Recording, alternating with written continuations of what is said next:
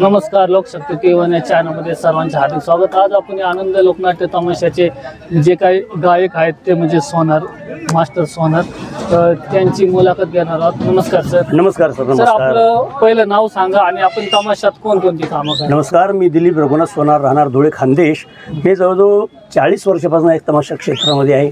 सुरुवातीला ज्यावेळेस 1982-83 ला मी पदार्पण या तमाशात केलेलं आहे, त्यावेळेस भिका भीमा लोकनाट्य तमाशा मंडळात माझं पदार्पण झालं। परंतु काही वर्षानंतर मी 1986-87 ला रघुवीर खेडकर, कांताबाई सातारकर या लोकनाट्य तमाशा मंडळात विलन म्हणून कॅरेक्टर केलेलं आहे। आणि त्यानंतर मंगला बनसोडे करोडीकर, नितीन कुमार बनसोडे करोडीकर या तमाशात जवळजवळ 17 वर्ष त्या ठिकाणी मी विलन म्हणूनच काम केलंय। आणि आता सध्या सन 2010 पासून तर आज तागायत खानदेशातील सगळ्यात मोठा लोकनाट्य तमाशा, या तमाशाला 100 वर्ष पूर्ण झालेत। महाराष्ट्रातील अनेक दिग्गज कलावंत या तमाशा फळामध्ये काम करून गेलेत।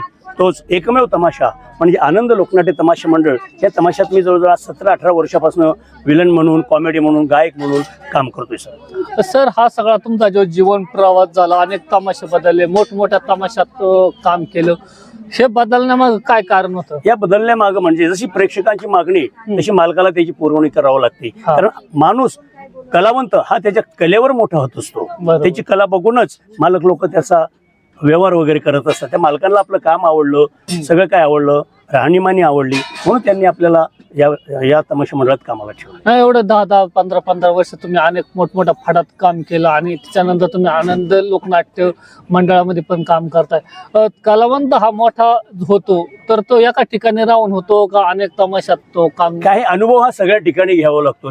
बाजरीचा अनुभव वेगळा, ज्वारीचा वेगळा, चपातीचा वेगळा असतो। त्याचप्रमाणे अनुभवाप्रमाणे आपण काम करत असतो। आता कुठेही बी केलं तरी तमाशाच करावं लागणार आहे। वय जरी माझं आता जवळजवळ 60 वर्ष झालेलं आहे, तरी पण ही सरस्वती काय आम्हाला सोडत नाही आणि आम्ही सरस्वतीला सोडत नाही। तमाशामध्ये तुम्ही गवळण वगैरे घेता, मी पाहिलं तुम्ही का अनेक प्रेक्षकांसाठी छोटीशी गवळण घ्या ना सरदार। आता कसं असतं, ज्यावेळेस आपण सादरीकरण करतो सगळं काही वगैरे पण तुमचा एक आवाज कळू द्या ना, मोबाईल नका हलू सर। गवळण तर मी घेत नाही।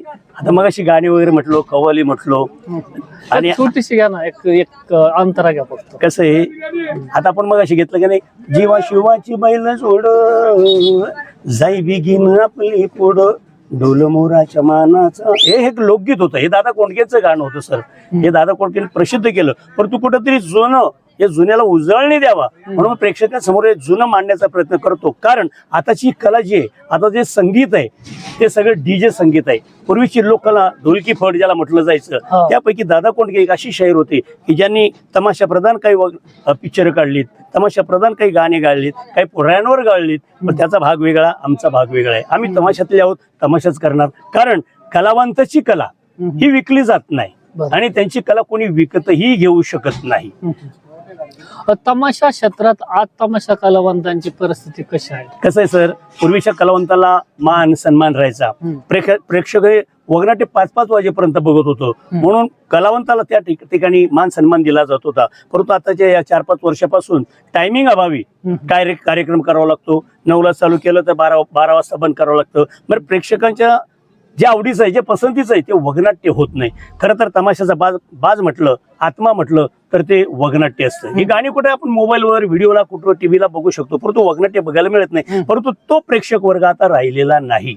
आता फक्त गर्दी आहे, गर्दी नाही कोणी राहिलेली। हे कारण आजकालची जवळजवळ 70% पिढी ही व्यसनाधीन झालेली आहे। त्यांना फक्त मुली नाचल्या पाहिजे आणि हिंदी गाणे झाले पाहिजे, मुली हाफ कपड्यावर पुढे आले पाहिजे। कलावंताला ते नाकारतात, गणगवळण होऊ देत नाही, बतावणी होऊ देत नाही। ते फक्त ओरडतात की मुली आणा, मुली आणा, गाणी म्हणा। म्हणून हा प्रेक्षक वर्ग हा बदलत चाललेला आहे। त्या बदलत्या काळानुसार सुद्धा कलावंताला ती बदलती कला सादरी करावी लागते। काळानुसार तुम्ही जी काही कला सादर करताय, तमाशाचं भविष्य मग कसं राहणार? आता काय, महाराष्ट्रात पूर्वी भरपूर लोकनाट्य तमाशे होते, आता बोटावर मोजणे इतके तंबूचे फड राहिलेले आहेत। म्हणजे छोटे मोठे तमाशे भरपूर आहेत, परंतु तंबूचे तमाशे जवळजवळ 8-9 राहिलेले आहेत। तर ही 8-9 तमाशा कलाकार, कलावंत, फडमालक, मॅनेजर ही कला जोपासली पाहिजे, ही जिवंत राहिली पाहिजे, म्हणून अतोनात प्रयत्न करत असायचे। ह्या प्रयत्नाला यश येईल का? हे चालूच आहे, येतच राहतंय. आता सरकार दरबारी सुद्धा काही काही टायमाला कलावंताला न्याय मिळत नाही. कलावंतांची जी मानधनाची मागणी असते ती वेळेवर मिळत नाही. फळमालकाला सुद्धा जे पॅकेज मंजूर झालेले होते ते मिळत नाही. शासन दरबारी लवकर आम्हाला न्याय मिळत नाही. शासन आमच्याकडे दुर्लक्ष करतं. कुठल्याही प्रकारे आम्हाला कुठलीही खिडकी योजनेतून आर्थिक मदत दिली जात नाही सर सरकारला. तुमची एवढी मोठी संघटना आहे, युनियन आहे, काय प्रभाव पडतो का नाही? बरोबर आहे. आता माग 4-5 दिवसापूर्वी घारगाव या ठिकाणी राष्ट्रपती सुवर्ण पदक विजेत्या विठाबाई भौमांग नारायणगावकर या तमाशा मंडळावर प्राणघातक हल्ला झाला. महिलांना मारहाण झाली, कलाकाराला मारहाण झाली, त्यातल्या त्यात ते कर्मचारी असते त्यांना मारलं गेलं. त्याला कोणाकोणाला 10-10, 15-15 टाके पडली. मुलांना मारलं, महिलांना मारलं. पाहिलं ती बातमी पत्रकारांनी पाहिली की नाही? मग त्याविषयी जरा कुठेतरी वाचा फोडली पाहिजे ना. बरोबर. आता माग पण अशी एक बातमी आलती आणि का, माझं 2 मिनिटं ऐकून घ्या. त्या टायमाला घारगाव पोलीस स्टेशनला फिर्याद द्यायला गेले असताना कोणी दखल घेतली नाही का? तर कलावंत म्हणून, तमासगीर म्हणून त्याला हिनवलं गेलं, घेतले नाही. शेवटी आम्हाला कुठेतरी मुकमोर्चा काढावा लागला. सगळ्यांनी उठाव केला, जाहीर निषेध केला. त्याला कुठेतरी यश आलं. संगमनेर पोलीस स्टेशनला त्याची दखल घेतली आणि जे काही मोजके आरोपी होते त्यांना अटक झालेली साहेब. पण ज्याप्रमाणे व्हीआयपी कलावंत असू द्यात, मोठमोठे हिंदी नट आहेत, अमिताभ बच्चन सारखे नट आहेत, त्यांना व्हीआयपी संरक्षण मिळतं, त्यांना बॉडीगार्ड मिळतात. पण आम्ही ही लाईव्ह कला सादर करतो. ही पडद्यावरची कला मेलेली कला आहे साहेब. या पडद्यावरच्या कलेला तुम्ही वन्स मोर म्हणता का?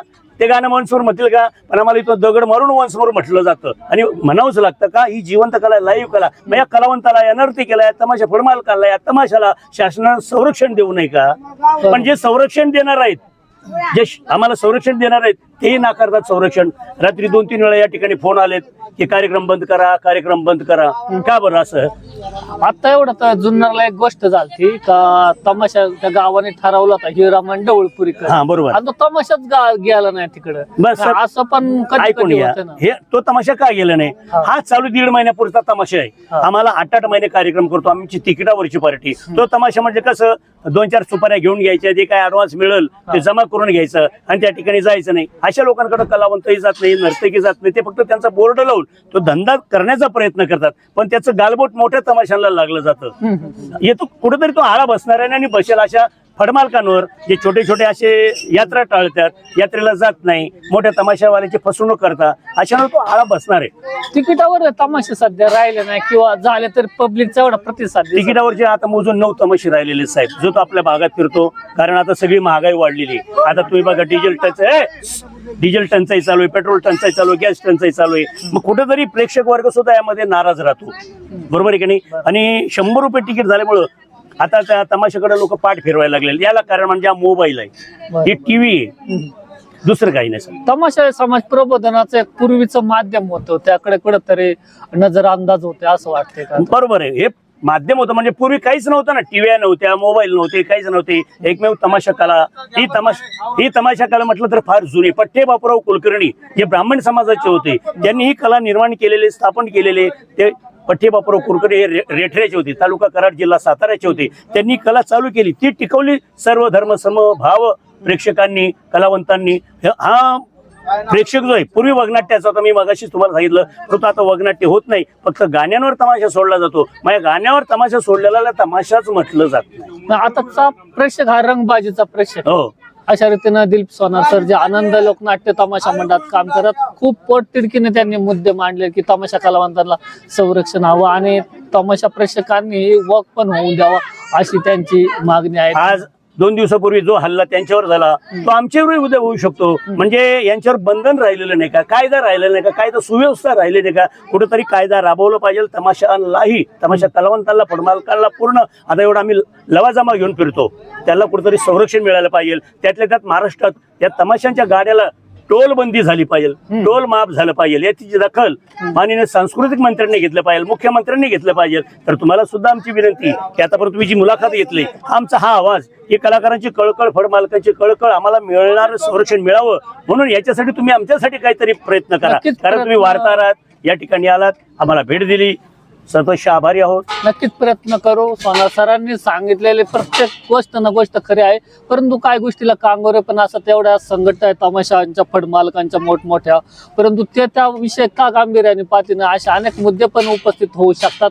परंतु खोलात न जाता तमाशा फड मालकांनी आणि कलावंतांनी कुठेतरी एकत्र येऊन एक संघटित होऊन ज्या काय त्यांच्या एक एक दोन दोन तीन तीन संघटना असतील त्या सर्वांनी एकत्र येऊन हा विचार करावा असं मला वाटतं. धन्यवाद. धन्यवाद.